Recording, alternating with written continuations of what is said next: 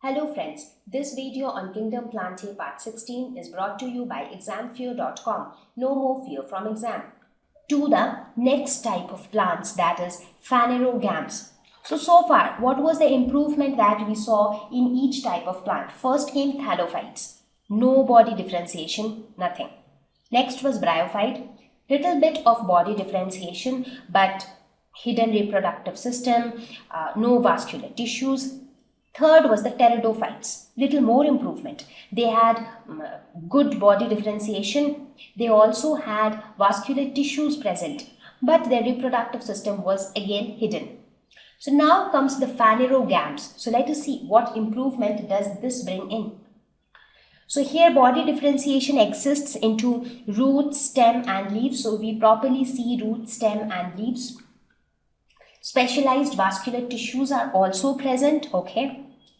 Specialized reproductive tissues are present. So yes, that is the improvement here. So till now, we were seeing that the reproductive system was hidden. We were not able to see the reproductive structure of the plant. It was hidden somewhere in the plant. But now we have specialized reproductive tissues which are visible. So it is no more hidden. So they have specialized reproductive tissues. Now, examples of such plants are all the flowering plants which we see. We can actually see the flower, and flower is the reproductive part of the plant. Seeds are produced. So till now we were telling no seeds, no flowers, no fruits, but now we have them all. The seeds are produced there. So now these Phanerogams again are classified into two types based upon how do they reproduce. Now the reproductive system is no more hidden. They have specialized reproductive structures. But again, there are two types of plants, two categories of plants based on what kind of reproductive structures do they have. So the basis of classification was the type of seeds produced. So what type of seeds are produced? So they were classified into two categories, gymnosperms and angiosperms. So these were the two categories. Gymno, the word gymno means naked and sperm means seeds. So that means gymnosperms actually meant naked seeds and angiosperms meant covered seeds. So those plants which produced naked seeds were gymnosperms and those plants which produced covered seeds were angiosperms. What do I mean by covered seed and naked seed? Have you ever observed a pomegranate?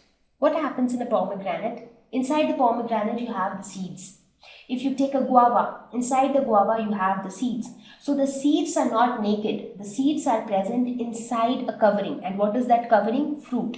So the seeds are present inside the fruit. So they are all covered seeds and they all fall under the category of angiosperms.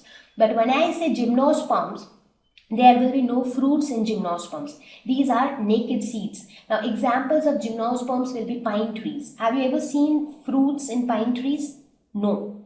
So they will have naked seeds. So they are known as gymnosperms. So all flowering plants will fall under the category of angiosperms. So all flowering plants will fall under angiosperms. So now we will discuss gymnosperms and angiosperms in detail one by one. So we will. Thank you.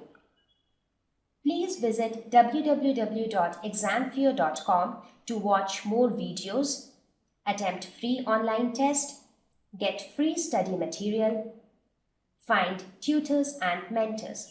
Thank you once again.